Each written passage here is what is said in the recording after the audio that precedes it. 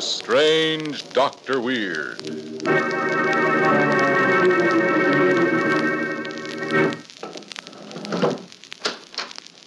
Good evening. Come in, won't you? Why, what's the matter? Not nervous, are you? I don't want you to be nervous. Perhaps if I told you a story, it might help to calm you. I know a very nice story about a man who tried to live another man's life for him. I call it The Two Faces of Death.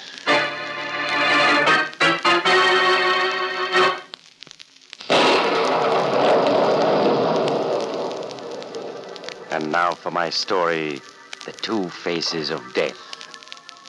In an office high above the city, George Post of the financial firm of Post & Jones is dictating to his secretary, Nelson Smith, when the telephone rings. Shall I answer it, Mr. Post? No, I'll get it, Nelson. Hello, Post speaking. Who? Oh. Yes. Yes, I see. Monday morning, you say? And the tip came from...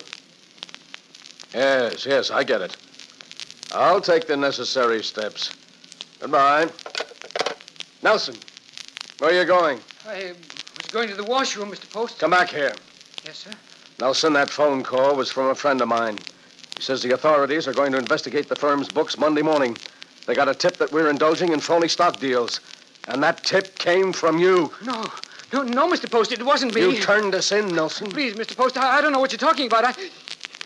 What are you doing with that paper knife? I'm just going to teach you a little lesson. No, stay away from me, stay. That, Nelson, is how a stool pigeon always winds up. Dead. Is there anything wrong, George? I thought Good Lord, what have you done? Listen, Walter. Nelson tipped off the feds that our stock deals have been phonies. We better clear out. I had to kill Nelson or he'd have had the cops right after us. Yes, but murder... Don't worry, I have a plan. We'll hide Nelson's body in the closet. This is Friday. It won't be found till Monday. But then what? All right, you'll see. Right now, we're going to drive up to my lodge in the mountains. I have a new lodge keeper up there named Tony Amato. And Tony's going to surprise you, Walter. He's going to surprise you very much.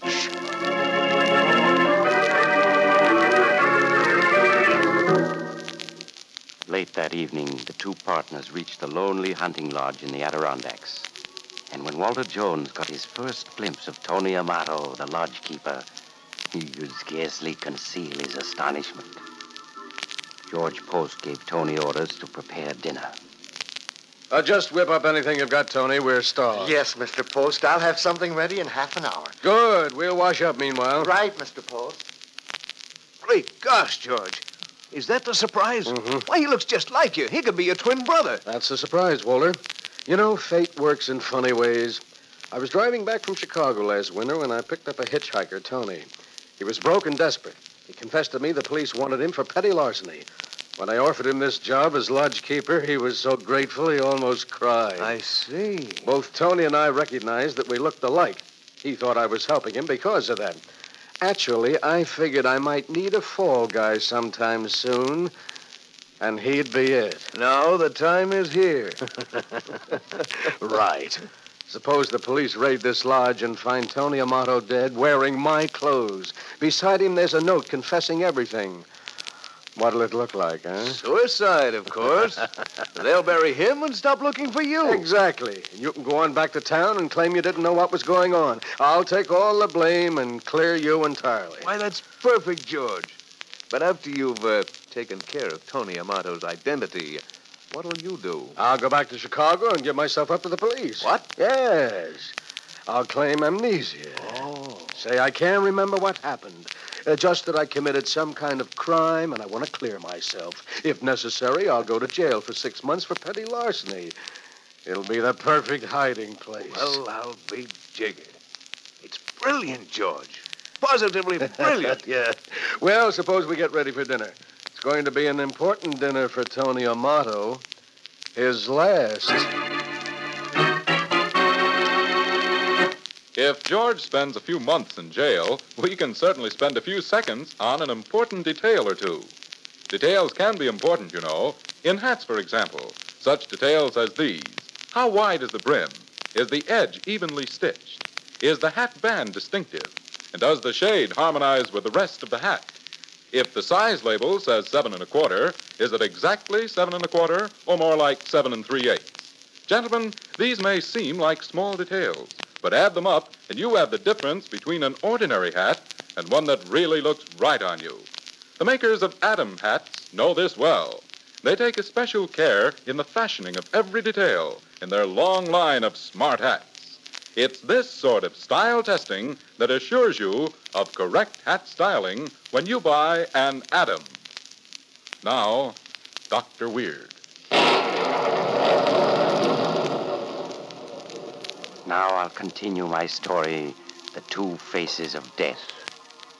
Dinner at the hunting lodge is over, and George Post has invited Tony Amato, who looks so strangely like him, to sit down and have a drink with them.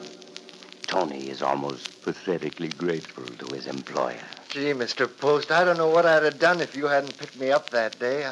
I can't tell you what this job means to me. George is like that, big-hearted. You like it here, Tony? Oh, it's swell, Mr. Jones. So quiet and peaceful. You haven't been into the village much, have you, Tony? Oh, no, Mr. Post. You warned me about that. I haven't been to town once in the whole 3 months. Good. Well, let's finish our drinks. Here's to crime.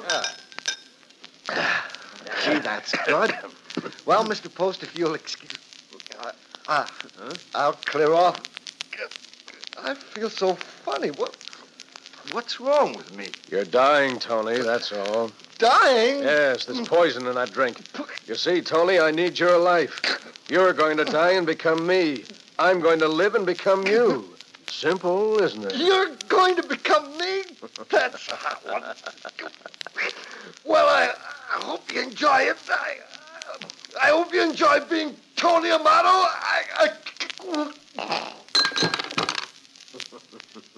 Well, he's gone. Very nicely done, George. Yes, I think so. In a moment, you'll join him, Walter. I'll join him. What do you say? Just that I poisoned your drink, too. You poisoned my drink? Yes, you don't think I could leave you alive to double-cross me for the money we've got hidden away, do you? I was going to double-cross you, George. But you beat me to it. You're clever, George. Very clever. Someday, you'll be too clever. Someday.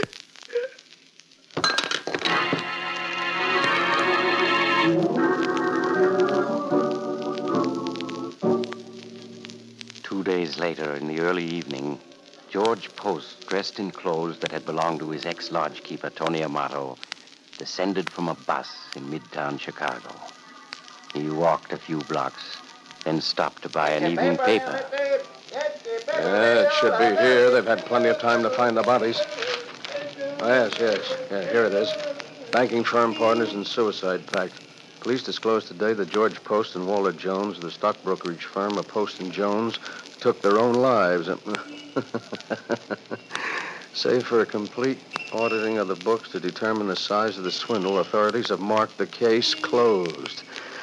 Well, that's that. George Post is dead. Now to carry out the rest of the plan, to give myself up to the police and clear Tony Amato's record. Uh-oh, here comes a policeman now. He'll do. Oh, officer. Huh? What is it? Officer, I want to give myself up. Give yourself up? What for would you be giving yourself up now? Oh, Tony Amato, is it? What? Well, what brings you back to Chicago, Tony? Oh, you know me? Sure I know you, Tony. Didn't I see you often enough hanging out in the pool rooms here in me beat? Oh, then you must know what I did.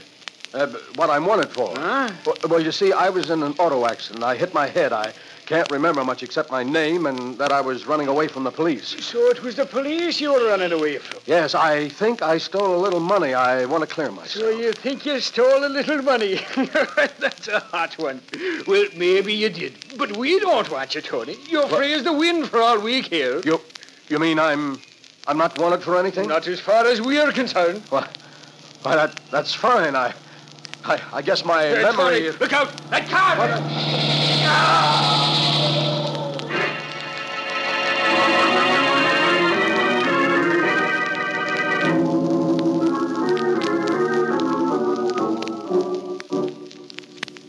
Well, here he is, Inspector. Yeah, it's Tony, all right. So the Scarlet Mob got him, did they? Yeah. I saw the car coming. I ducked just in time. I wonder what brought Tony back to Chicago.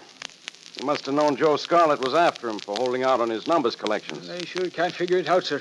He was trying to tell me something about losing his memory when they got him. Yeah. One of the boys must have seen him on the street and recognized him. Well, I guess we'll never know. Hey, wait a minute. His lips are moving. He is trying to speak. What is it, Tony? Not. You're going to become me. That's a hot one. You're clever, George. Very clever. No, I'm not Tony. Can't catch what he's saying, Inspector. I hope you enjoy being Tony Amato. Someday, George, you'll be too clever. Too clever.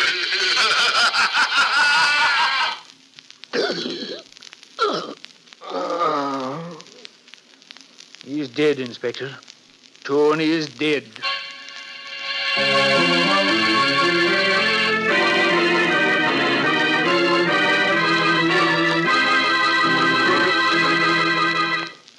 Yes, our friend George was clever. But when you try to live somebody else's life, you can never be sure what you're letting yourself in for, can you? That's why it's always best just to be yourself. So if you ever meet somebody who looks exactly like you, don't let yourself be tempted to try what George did. I knew a man once who thought he could... Oh, you have to go now. Perhaps you'll drop in again soon. Just look for the house on the other side of the cemetery. The house of Dr. Weird.